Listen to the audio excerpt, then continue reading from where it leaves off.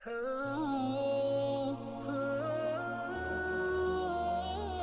اللہ صلی اللہ علیہ وسلم سے کچھ باتیں دریافت کی گئیں کہ آپ کو برا معلوم ہوا، اور جب اس قسم کے سوالات کی آپ صلی اللہ علیہ وسلم پر بہت زیادتی کی گئی تو آپ کو غصہ آ گیا۔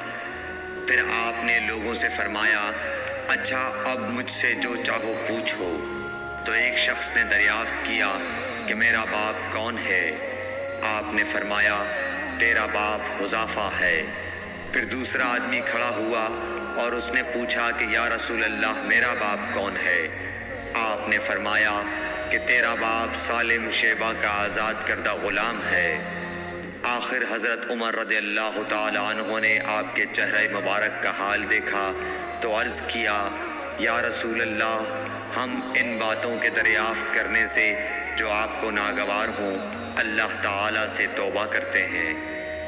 صحیح بخاری حدیث نمبر 92۔